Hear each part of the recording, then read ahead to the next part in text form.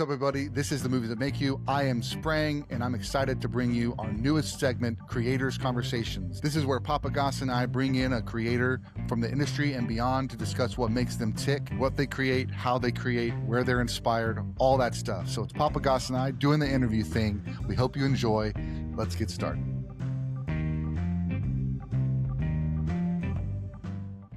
What is up, everybody? Hey, we are here with our first and hopefully many in our new creator series here at Movies That Make You.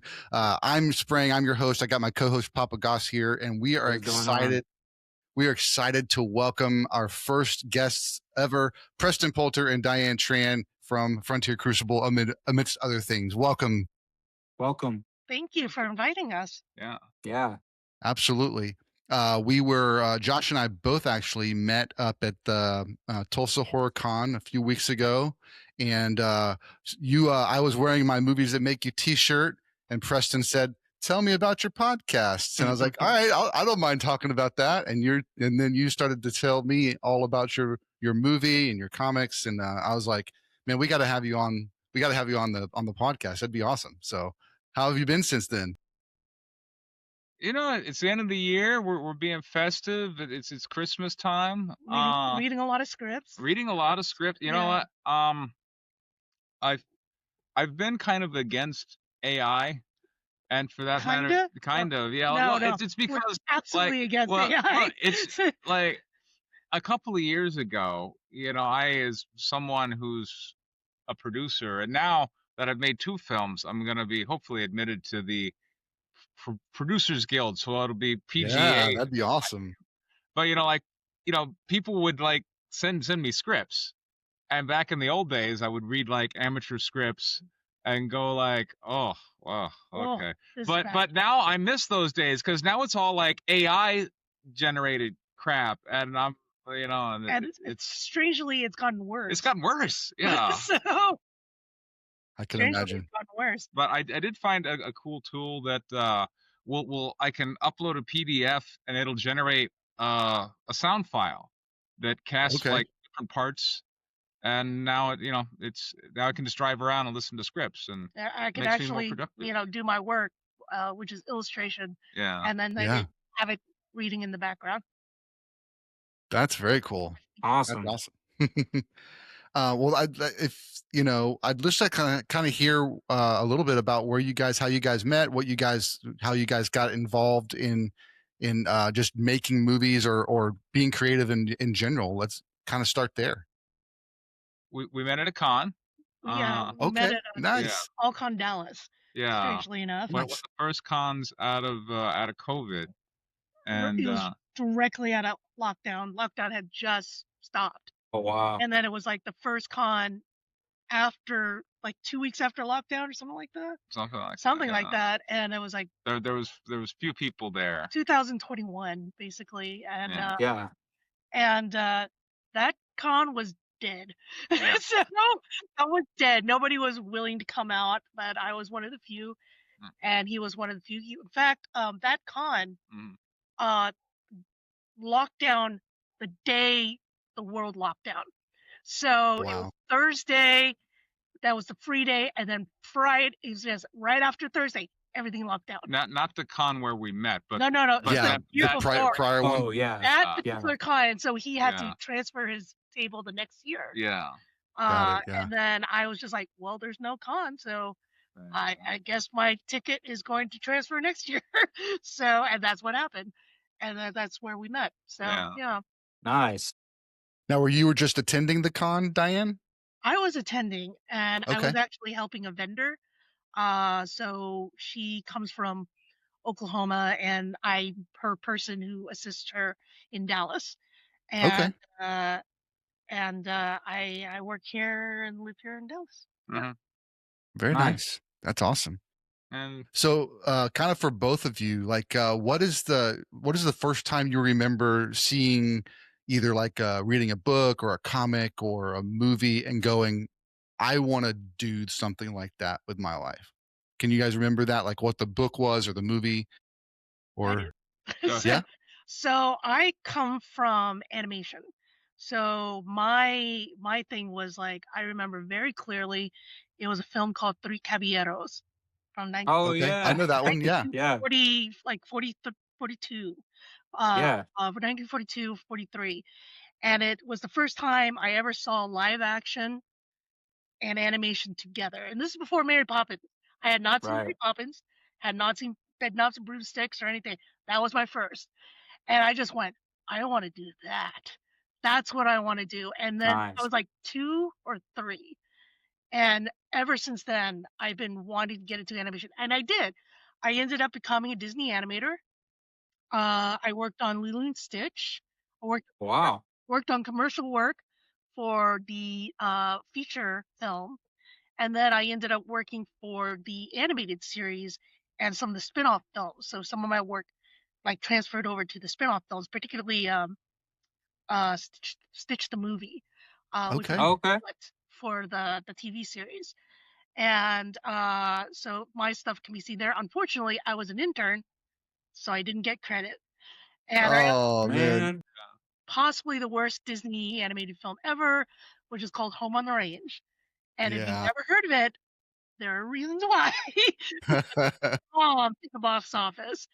And I worked on that post production while I worked pre production on uh Lilo and Stitch series. I was in Florida for about 2 years. Was at the Art Institute of Dallas, graduated there, and did a whole bunch of games which never went through. Became a teacher, and now I work at a manufacturing company that makes life-size animatronic dinosaurs. wow, Wow. that sounds That's pretty where I work cool. now, and it's Yeah. called Billings Productions. So yeah, Okay. We have Very ideas nice. just making a dinosaur film. and we would love to There do are that. a warehouse of dinosaurs. It's an entire warehouse full Yeah, of animatronic what dinosaurs. was that movie that you were showing me like a month ago or something where they're in Mexico, like in the West, just on horses, and they find a valley of dinosaurs? So it's Valley of Guanji, which is Okay. one of my favorite childhood films. Yeah. And that's Okay. Nice. so, and I would love to make a Valley of Guanji film.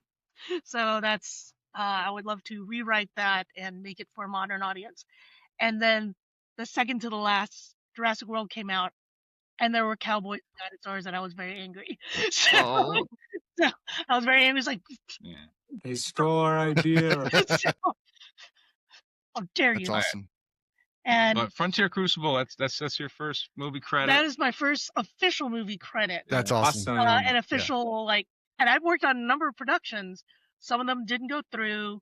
Some that I interned for and was not allowed credit for because you gotta have a contract. And you, I lived in LA. I was a poker player, which is Okay. why my comics are Pocket Jacks comics. And Nice. at the time, I was married to a woman who was an aspiring writer, and there was a script workshop just down the block in Venice Beach. So I said, let's start going to that. And like I found I enjoyed it, and I like the craft of writing and coming up with stories and stuff. So that was back in 2015, 2016. So I've been doing that for a while, and then you start making comics, and then it's like because it's basically this is a film. yeah, with like pictures. how do you get involved Right. in making film? And somebody hooked me up with Dallas Saunier, and both movies I've made have been with him, and that's been great. It's And part the of why film- they've been successful. The first film he worked on was Standoff at Spare Creek. Standoff Yes. Sparrow Creek, which is filmed here Awesome. in Dallas. Mhm. Originally entitled Militia. Yeah. Yeah. And Okay. that's a good film. And it's available you on know, Prime, I believe. Yeah. So There's, I think, if you look at Dallas Saunier's filmography, which includes like Bone Tomahawk and Yeah. Run, Hide, Fight, and he's made a lot of movies. Like the ones he's made with me have been towards like the lower budget. Yeah. And so Standoff. So when we're making Frontier Crucible, I think he was looking back on Standoff at Sparrow Creek, which is a good film, Mhm. but it didn't really get a lot of people talking about it. And he's like, we needed more stars. So coming into this one, they, as you can tell, like we're putting more bigger Yeah. names in it. If you look Yeah. at Standoff at Sparrow Creek and Frontier Crucible, like, oh, William H. Macy or Armie Hammer, Thomas Jane, so it was. Yeah. So what as he was the first person, the executive producer, first person put down money for Frontier Crucible, he ended up saying like, you know what would have been really good is a storyboard artist. So therefore you can take the script and basically put it, and that's why you hired me. So I was cheaper than the rest of the people too. Yeah. So having worked in animation, how I do storyboards is basically the animator's way. What you see in storyboards is what you see on screen, because you can't animate something that takes months and then cut it. That's just not practical. So I was in charge along with my friend Ben Everett, who is a cinematographer, and so he was trying to help me kind of do this in a live action way rather than an animated way. So so we had to think about like how are we going to tell this story in that sort of form. So he helped me out greatly trying to get the format down and the compositions and how to tell that story in a way, cut out scenes, and draw them out. So yeah, and That's amazing. I know for me, when I know storyboards have always been a thing. I think they've been doing them for century. I mean, not century, but decades, right? It's been a thing. They've been doing it since plays have been existing. Yeah. So yeah, exactly. Or even that. So you're sketching them out. You're pre-production. It's part of pre-production, and the best way for you to the cheapest stuff to do is pre-production. So you got to know the budget. You got to know your shots. You got to know what camera angles, how many people are going to be there, how are you going to tell that story. The problem is that I did not know what the location was. I didn't know who was going to star in it. Right. So I had to like make a map based on what was in the script and just hope to God that worked. You can find a spot. A detail that might give some context is Dallas Saunier, because I after the money from Sparrow Creek came in, I was like, okay, cool, let's make another film. He had since, his movie company was called Cinestate, and he had since sold that, and he was now doing all the production for Daily Wire. And he's like, I'm not really doing much in indie film anymore. So I was surprised when in August of 2024 he texted me and he's like, "You want to make a Western?" And I was like, "Sure, let's do it." He's like, "That's what I love about you." Yeah. So like he texted me this in August, and then like my response is, "Okay, when do you want to shoot?" He's like, "November." I'm like September this year, like 9 weeks from now. He's like, "Yeah." I'm like, "Okay, well, let me read the script first." But That's so amazing. she came up with these storyboards. I worked nonstop, pretty quickly, nonstop for all that time, and I literally finished about like 2 days before we started leaving. Right. And I was like, it was a lot of heavy crying, because it's. It was 156 pages. Oh, it was maybe less than that. No, it was like it was like 156 pages. And you're doing all of that, and trying to make sure that you get there on time. And part of why we needed to get it done is because Dallas had optioned from the because it's based on a novella by Henry Whittington, and he had an option with the Whittington estate that expired January 10th. So we needed to start principal production before then. And who wants to shoot during Christmas? So like, okay, let's go. And so it was thrown together. And when you look at the finished result, I think it looks really good. Yeah. And given the budget and time frame we were working under. And I think part of it was I wanted a lot of planning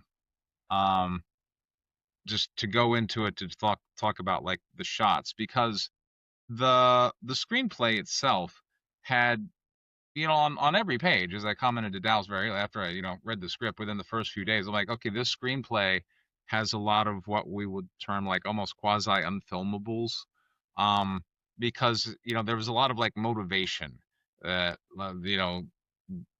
are hard to show on screen or something. Gotcha, I more particularly internal. love the ones where the shadows are still, but they're moving, and I'm just going like, it's like they're moving. How, And yeah. I'm reading And I it, wish like, I would okay, go what like, does how this do you mean? And how do you how do you film film that? that? How do you And film that? so my early notes to Dallas, I like this storyboarded. I want a cinematographer, because when you're making inexpensive movies, one of the things that you tend to do in order to save money is you combine positions. So I start going, the director is the cinematographer, but I'm like, all right, for this one, I want a separate, we have limited resources, but I want a cinematographer. And so we got Maxine stepping in. Maxime Alexander. And he did a good job. He did a fantastic job. And I asked him, and he said those storyboards were very helpful. So good. Awesome. So part of what came in on the screen was very few, but yes. he was a professional. So and he worked on, like, one of my favorite films that he worked on was the remake of Maniac with Elijah Wood. And, okay. he also worked in Mirrors with Kiefer Sutherland. Kiefer Sutherland. Okay. His probably biggest film was probably Shazam. So that. And didn't he do the new Until Dawn based off the video game? I do not know that. I don't know. Oh, I think I saw that, and then Crawl, the alligator horror movie that came out a few years ago. That was pretty good. And then he did The Nun also, I believe. Yeah, So he did do The Nun. he's got he's got some he has like some big. He's got some Hollywood. Yeah, he has yeah. a wonderful sense of like just composition and just how to do tension. Yeah. So it's really good at. When I was gonna say back to what you were just saying a second ago, like the dark, like light to dark, like he's really good at getting those, especially like something like The Nun, where you have scenes that go from real shaded, like black, almost black, pure pitch black, and then you can barely see what's going on, but you see enough to create that tension. I think he does a really good job. I was really doing that impressed with Maniac, because having known the original '80s film, and then it done in this very cinematic way, and then it's gritty, but it was like very tactile and very visceral, and it's all done like in POV of the antagonist. And as I was watching this, going like, wow, this is really well done, and it felt like watching a video game in a way, because it's not very often you see everything done in a POV shots, and then him doing all his wonky, wavy stuff when he's like unconscious or like barely going like, well, there's next team. They're doing his best. I said, next team.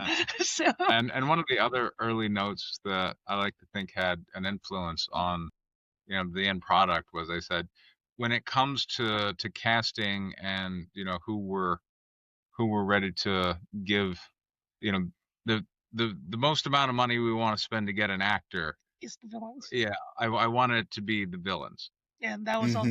And so I didn't want like us to hire a well-known star to be the action hero and then a bunch of nobodies for the villains. No. I felt like that wouldn't. The best characters in that script were the villains. Yeah. And you needed someone with a lot of gravitas to get that out, because a hero is only as good as the villain. So that's how we ended up with Miles Clohessy, doing Merrick Bedford. And this is, I feel like, I don't want to speak too much for Miles, but I feel like this is like his biggest role so far. I mean, he's also in Pendragon, which has not come out yet. Well, it hadn't come out yet. So so this would be his biggest film. Yeah. Until that comes out. Right. So until that comes out, Mary. Introducing Mary Stickley. This is her first film. This is her first film. She's also in Pendragon, but this is her introducing. Right. So this was her first film. We have Thomas Jane. Wonderful actor and one of those actors I wish got more credit. Right. I think that he deserves.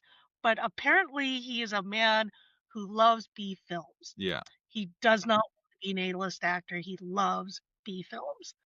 So You know, we just did a podcast a few months ago for Predator Badlands, and for that we watched all the other Predator movies, and of course he came up in The Predator by Shane Black, and we all just were like, man, Thomas Jane is so great. He could have been the lead in that film and really like done something with it too. But yeah, he's always great. I mean, he was in The Punisher, that I remember that version, and so yeah, he's incredible for sure. We have some stories about TJ. Yeah. We have some interesting stories about him on set. Yeah. Nice. So, anything you want to share with us? I mean, as you should, the rumors that he doesn't like shoes are true. Are absolutely true. Absolutely true. I did not recognize him without his mustache. Yeah. I thought that was his actual mustache. We were all staying at the same hotel. And sometimes we wander around and like, oh, who's this guy with no shoes? I'm like, oh, it's him. It's DJ. They're like, oh, hey, Preston. Oh, yes, you. Oh, okay. Because the makeup was really good. It was really good. It's just like, and he's having the whole costume, and that's all I've seen him as. Yeah. So I haven't seen him outside his costume. Yeah. I was in the elevator, it's like, hi, Diane. Yeah. And I looked up. I'm like, I don't recognize you. And then I looked down, he has no shoes. I'm like, oh, it's TJ. That's amazing. Oh, it's TJ. I was like, hi. But of course, it was cold and rocky on set, so he was definitely wearing boots out there. Yeah, and plus you could called anytime. Yeah. So you got to keep your shoes on.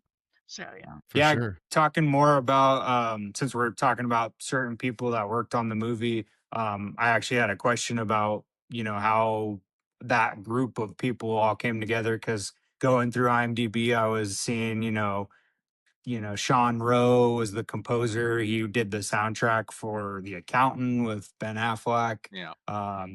You've already touched on the cinematography, which has a lot of accolades.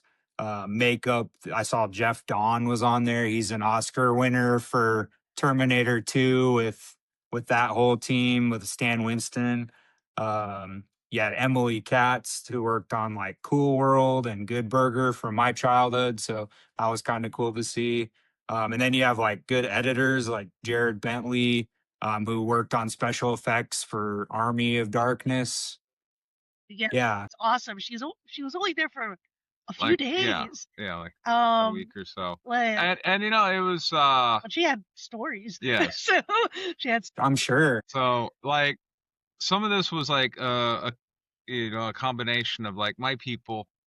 My daughter got a film credit for assistant script supervisor working under Danny Gormy, who I guess I'd call him co-host or whatever, but we do on my YouTube channel over at Pocket Jacks Comics, we go over scripts every week. And he's like the most brutal critic. But yeah, it's fair warning. But he really wanted to get, he needed a credit to get into the guild. Mm-hmm. And he's like, I need a feature credit. And so when he found I was doing a feature, like, Preston, please make this happen. So, we flew him down from Canada.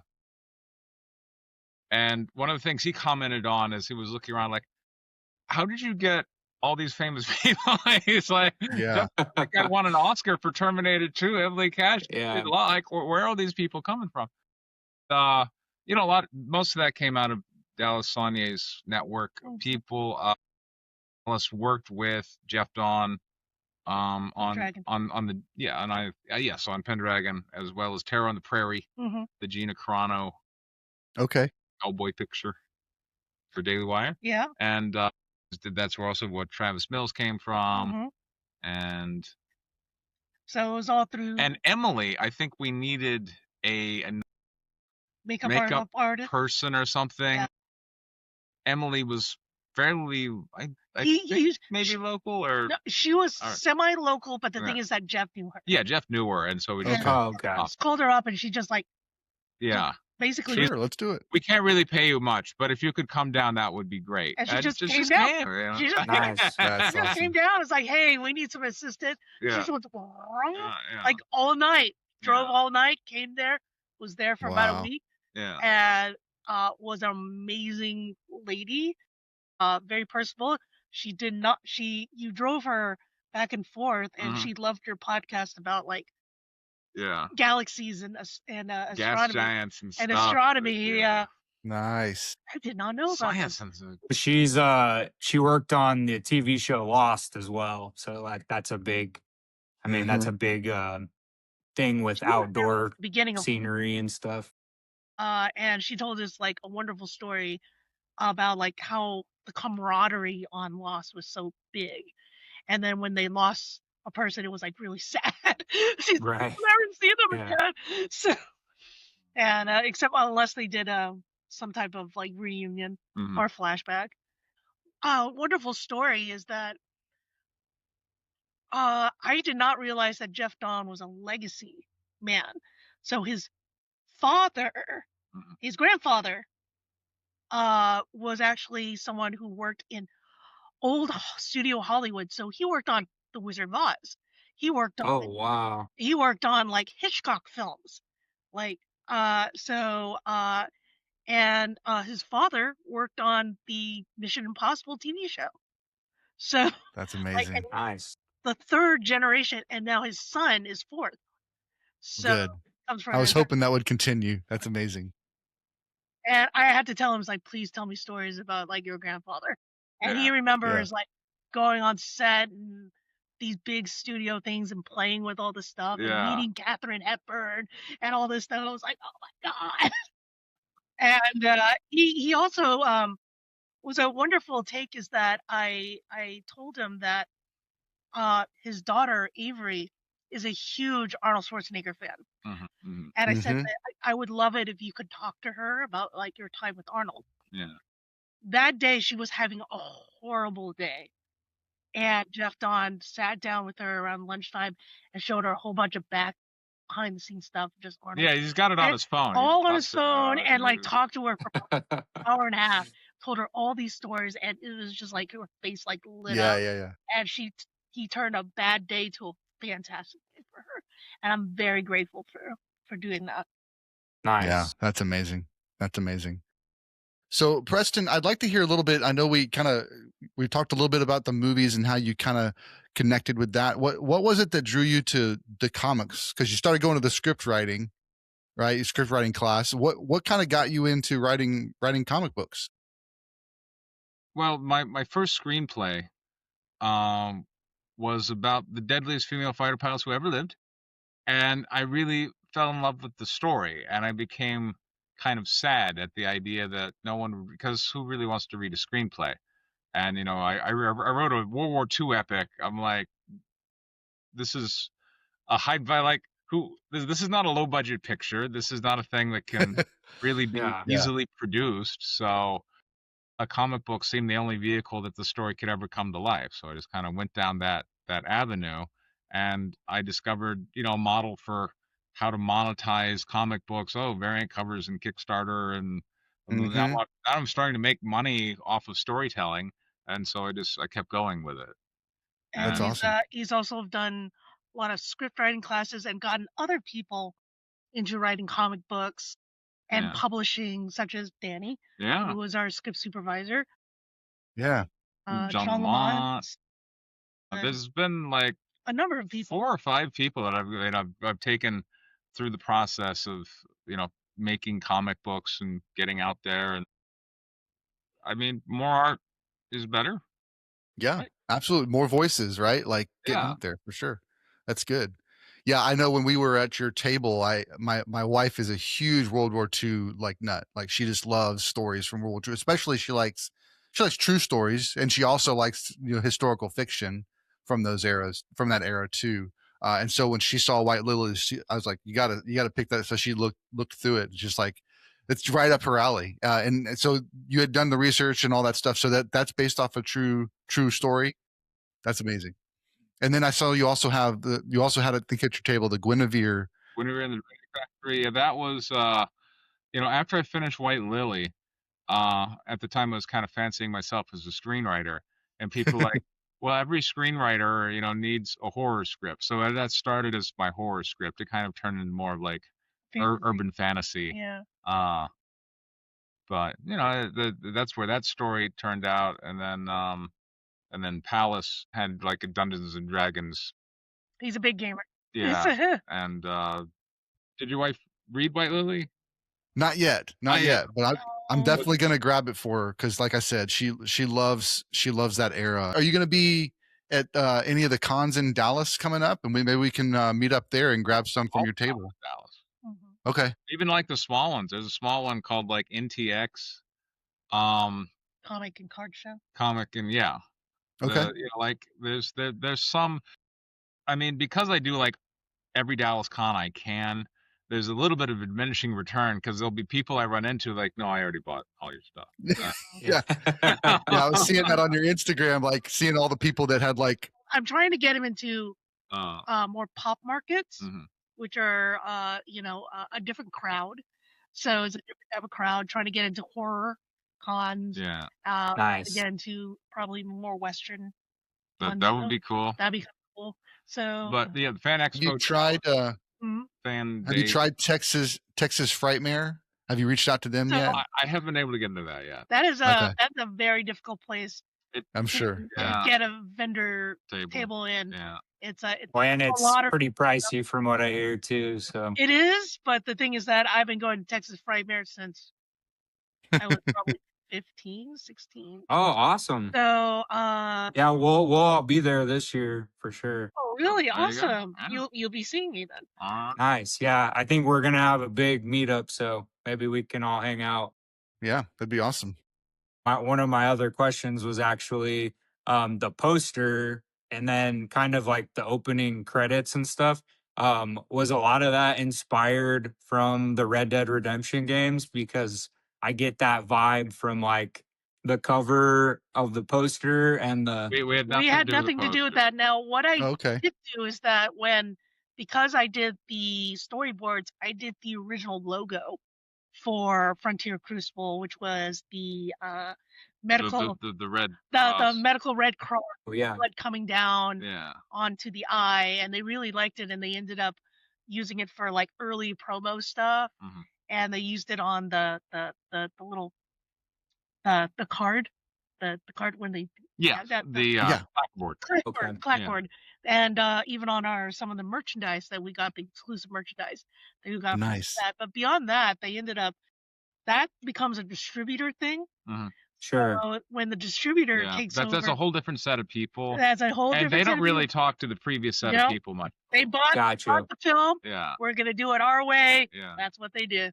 So we had no say on that. Well, I get that vibe, and then the poster. Well, there's two posters actually on IMDb, but the one where he's just aiming the gun. Yeah. I mean, if you go back in history at most of the famous Western, I worked at a video store for 7 years in Colorado, and just seeing Western covers come in all the time. They have that famous like the main actor or whatever's pointing a gun at the cover. In every. So I think they just kind of like use the same formula, but I definitely get like Red Dead vibes from the first poster, and then like the font and everything that's used in the opening credits. I loved it, by the way, but also like that gave me huge like video game vibes as kind of like the opening. Yeah, we didn't. Yeah, I'm not sure. I'm not sure where they got the. You may be correct. I don't know. I was there when. That's cool though. The promotional photograph shoot. I was there when they did that. So they were kind of like doing setup with the camera and everything. So the actors came out. They had to do they did some perfecting of the costumes and the makeup so they can do the promo photos. And that stuff is what you see be used for the posters and gotcha. Promotional stuff. And they actually brought in like a background, which is a white background, and I had to help set up that because the wind was terrible that day and cold, and so they were doing all their poses for that, and they just cut out and do some coloration, saturation, all that stuff. So it was really neat. So I have actually some behind the scenes photos of nice. Photo shoot. No, that's cool. So, that would be amazing. Yeah, I'll have to show that stuff to you. Let's talk a little bit about some of the other actors. I know we talked about Thomas Jane, William H. Macy. You know, is in it at the very beginning as the kind of setting the tone for the film for this our main protagonist, giving him his mission. What was it like working with William H. Macy on this? He's a very pleasant man. He's a short king. He's shorter than me, and I'm 5 foot. So, Wow. and I was very surprised he had a very tall hat. He came on the set for one day. He was at Monument Valley. Originally, the role was going to go to Mickey Rourke. Yes, it was. And, Okay. Wow. And he ditched us about less than 48 hours. Yeah, that was Oh my gosh. casting. Yeah, last minute casting. We were like, who's going to be the major? Nobody knew. Yeah. And Brooks was like, hey, we got Mickey Rourke. Yeah. And we're like, really? He's like, from what I understand, he's like one of the most difficult actors in Hollywood. Right. We don't know. We don't know. And I was just like, surprised that he said yes. And then when he said no, like he like clapped out and went, well, that's kind of how I figured.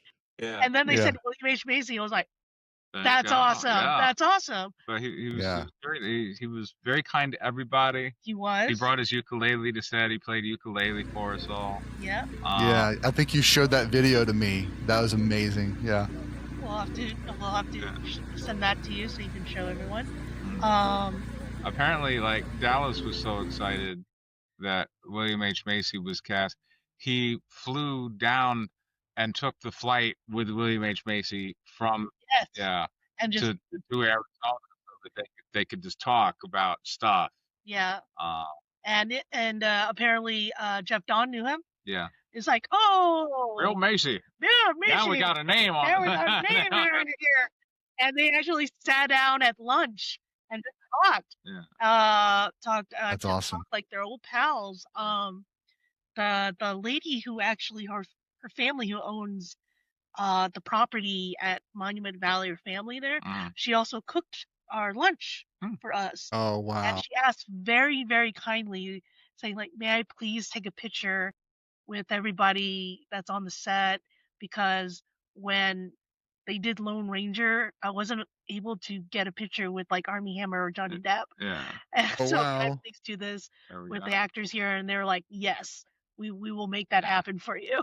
So That's amazing. she and her family like got together and dare I took pictures. say, So yeah.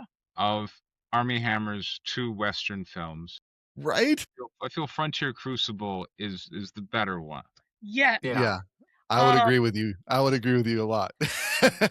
I have a friend. He did the storyboards for Lone Ranger, and when he told me that, I went, I have to ask you, was the script as insane as the film actually was?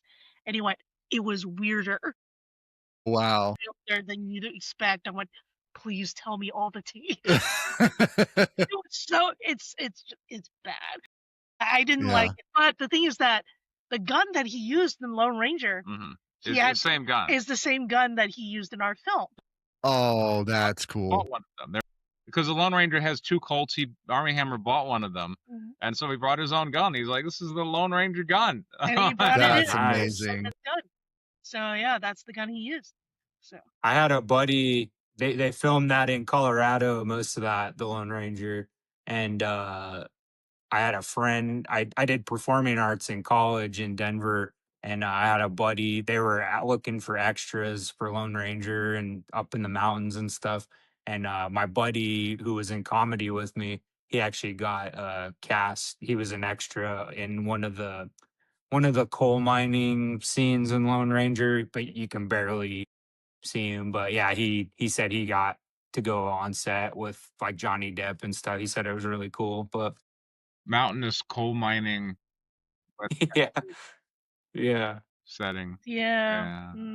As Texans, when I'm watching the Lone Ranger, like, that is not Texas. That's not Texas. Right. Looks like Texas. Looks not like Texas. Yeah. So where did you guys film the Frontier Crucible? Because I thought the landscapes were just insane. Beautiful. The opening scene with William H. Macy originally was going to be in a fort. Mm-hmm. Okay. And, like it was in a fort, just like there's the major, in the fort. You know, there's all this stuff happening outside. Yeah. Like they're painting the wagon and all this other stuff. People are going back and forth. There's women, kids, soldiers in the fort. And in walks Miles Beckford, and the major hands down the mission.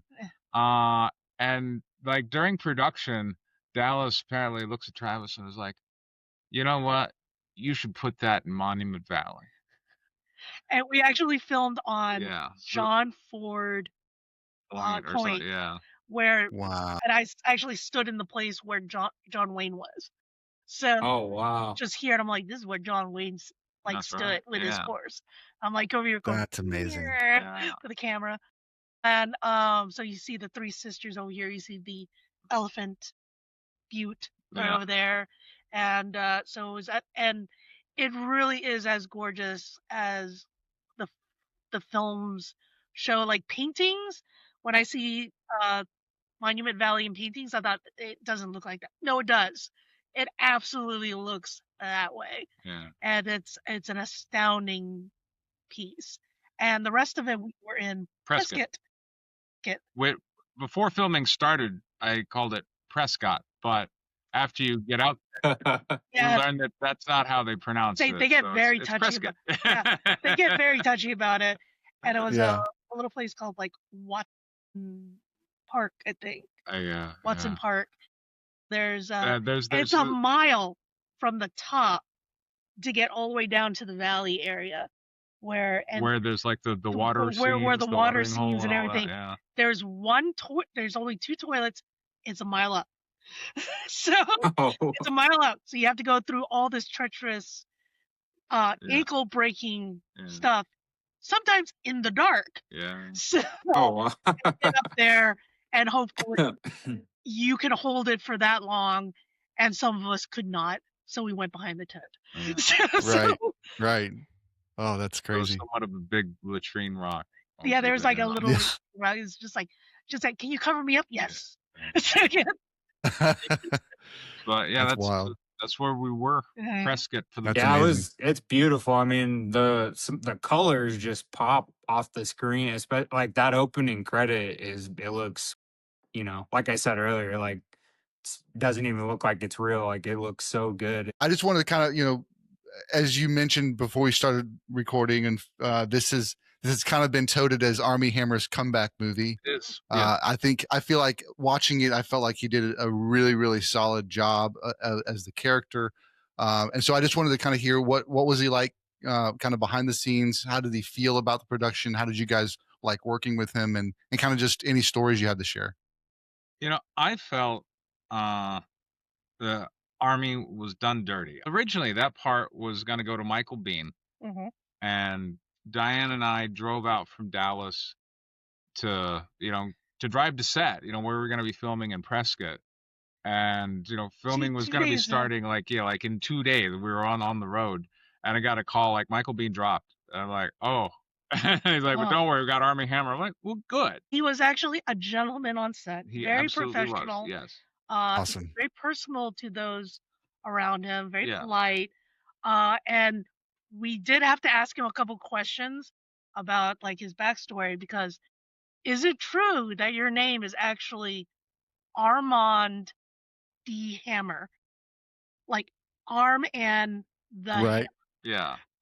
your name is a pun, the third. And apparently, yes, it is true. So it is true. Wow. Of baking soda fame. Of baking soda fame. Really is part of that. Yes. So we had to ask him about that, and we thought that was hilarious. And he was very sweet, very nice. I can't say anything bad about him, because he's just I mean, cool. like awesome. 2 or 3 days into shooting, I finally got a chance, to say, Armie, I'm really glad that you're doing our movie. Yeah. You shook my hand and I go, I'm really glad you had me. That's amazing. Nice. Yeah. Not a lot of people giving me parts right now, but I'm glad to fulfill that role, to be his comeback film. I feel good about that. I will say, redemption story. I will say, and it's and part this comes down to, you know, what kind of a producer, what kind of an artist you want to be. And I'm not the kind of guy who's really just kind of trying to squeeze it out to make the most money. I really want to make film. You know, and so I was comfortable with Armie. I think we lost a distribution deal, Unfortunately. and so it did hit the pocketbook a little bit, but whatever, you know. You know, I'm a firm believer in second chances. Yeah. So like it's settled, it's done, it's you've done your time, you went through your you know, if we have a society where you're a felon for life, like you should have a chance to try to redo your life and try to be better. Our entire goal in life is to be better people. And you need that opportunity to happen. And this was for him. I'm just going like, you know what?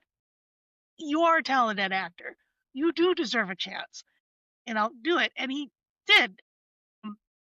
I hope for more from him. Yeah. Honestly. And I do wish him the best. And one of the funny stories that we had is like the scene. The guy was a absolute beast on set when it came to his scenes. Like when he knew all of his lines. He knew all his lines. Right. He knew everybody else's lines. I don't want to talk too much out of school, but you know, like in terms of if you're looking at like the roster of the actors, it was, you know, Thomas Jane, Armie Hammer, and then probably Miles Clavesi is, you know, third. When it came to who knew their lines, it's also like, you know, like the professionals were like, yes. Yep. Yeah, they got it. Yeah. Yeah. But also the thing is that the scene that like scared us was Armie's waterboarding scene in Torture. Yeah. So for all those people who love special effects, it was made out of basically cereal graham crackers. Yeah. And the scene is Cocoa Puffs. Cocoa Puffs and like like cereal. That they're pouring down his nose. And they're pouring it down his nose. Now his nose is actually clogged up and everything. With like cotton, so you don't see it. But then he is actually being tortured and waterboarded in that scene. Yeah. Wow. Absolutely. And he had to do that thing 3 times. Yeah. Oh my gosh. And what a trooper. He was going all out. He was going all out on that thing. The thing is because like there's one of the Travis is, you know, the director, actually yelled, okay, like stop, and you know, for the actor who was, you know, dropping the sand, and the actor just kept going.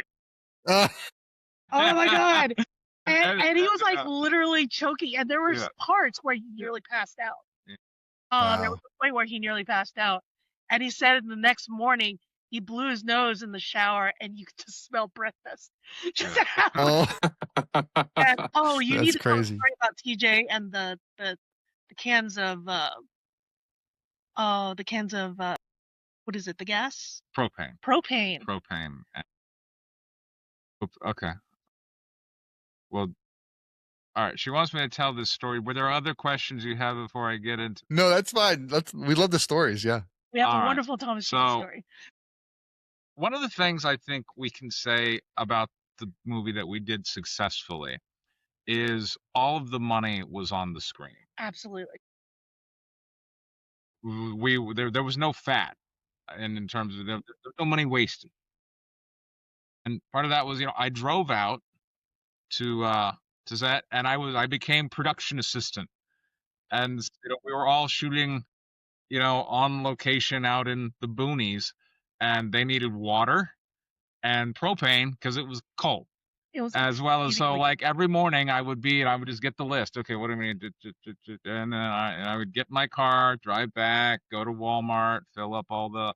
So we had like 4 of these, you know, big water cooler tumblers that, you know, water, and I would, you know, toss in the old propane cans and, you know, get new propane cans and come back.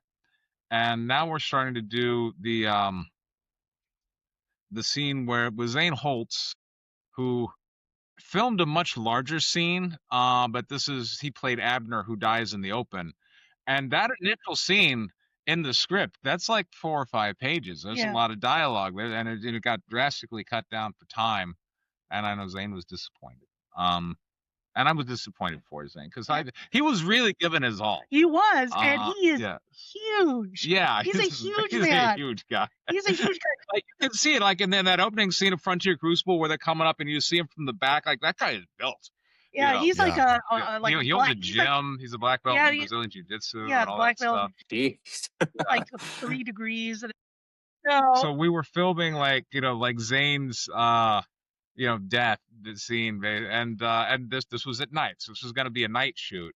And so I'm bringing to the set water and propane, and this is around like I guess 4 in the afternoon, or again a mile from the top all the way down. Yeah.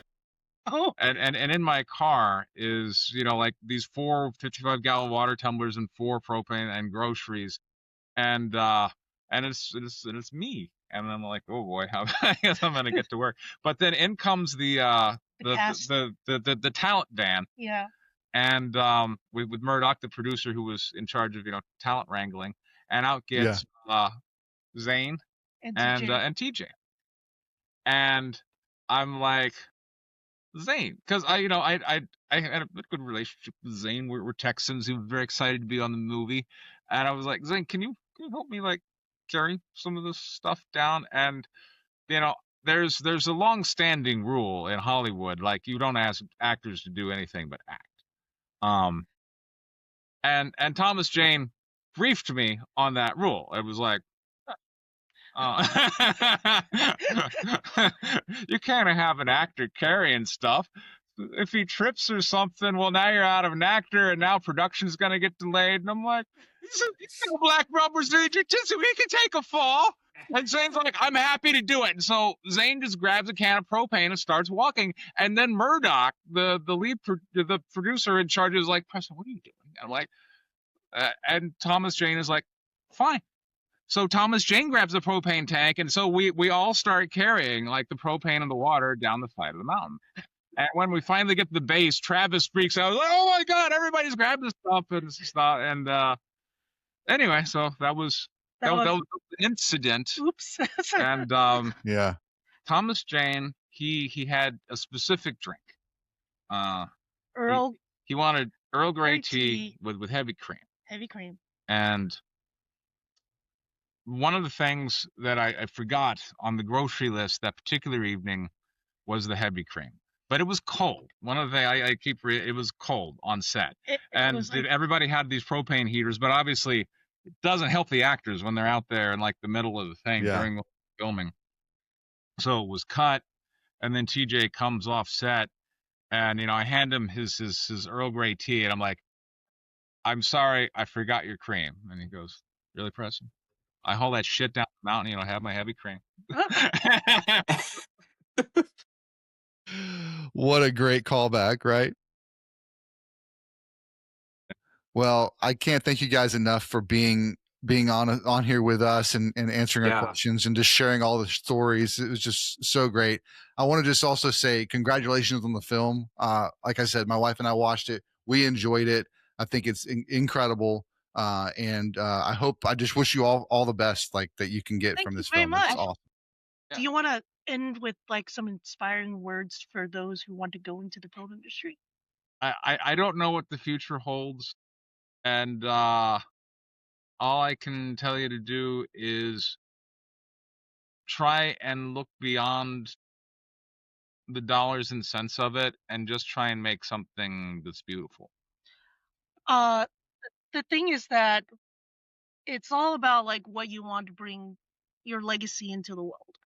For me, it was never about money, and I wanted to make good stories.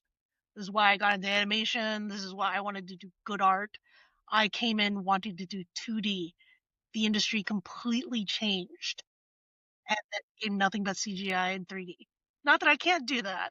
It's just that is not my passion. My passion was actually to do 2D and to give stories and tell them to basically not just kids, but everybody. So to make that impression and, give that inspiration, and it's a hard road to get on. And it's and Sometimes you'll get projects that don't feel right, but you know what? That goes on your resume. That's another thing that you can learn. And even though it's learn everything that you can, and don't just stick with like, hey, I'm going to do just animation. No, you need to learn everything. I need to learn how to write. I need to learn how to research. I need to learn how to do camera. I need to learn how to do composition. I need to know how to edit. I need to know how to like all the stuff. All that knowledge is going to be better for you to get all that knowledge together and to put out whatever you want.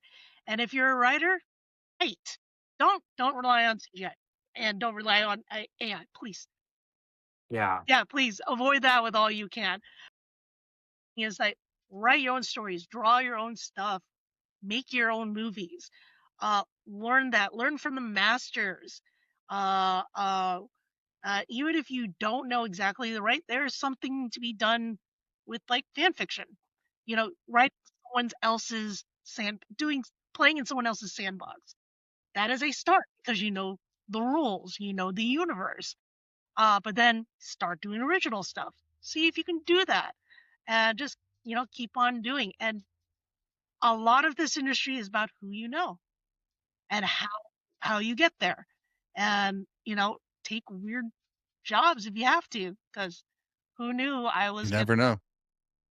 the gaming industry to animation to this. I didn't know that. I guess my advice. You went into comic books and got into this. And I just recently had to give this. But when you talk about entertainment, because this is glamorous, there's a lot of people who have like entertainment fantasies that have like, and that they have this idea. They have this idea and it's attached to, and I want to, get it someday. And they'll come and they'll pitch it to me if they see me at a con. So, oh, I got this thing, and I'm like, okay, show it to me. Like what like a week ago, somebody's like just sending me their idea, and I'm like, what form is it in? And they misunderstood. They're like, oh, I was imagining it as like an HBO series. I'm like, okay, but right now, how does it exist? Is it a script or what is it? And like, it really hadn't moved much beyond an idea. An idea, yeah. I told him there's a quote, which I think is attributable to 21 Pilots, but don't tell me what you're working on. Show me your work. Yeah.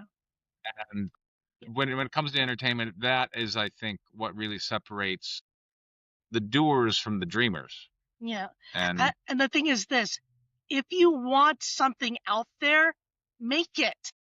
Because if you're looking like this, I want this type of voice. Well, you need to find people with that voice or make that voice yourself, because no one else is going to do it for you. Part of being an artist is that you are that voice. And if you want that voice to be heard, do it. Don't dream it, just do it. That's awesome. Well, like I said, thanks again for being on the show with us, and look forward to seeing you at some more cons, and just kind of maybe we can connect. Texas Frightmare or something. It'd be awesome. Yeah, thanks guys. Thank you. We'll catch y'all later. Appreciate you. Bye. Make good choices. Yeah. Thanks so much for watching. We hope you enjoyed this week's episode. Again, you can check out all of our links at bio.site/moviesthatmakeyou. Feel free to drop us a line. We'd love to hear from you. So until next time, keep watching movies.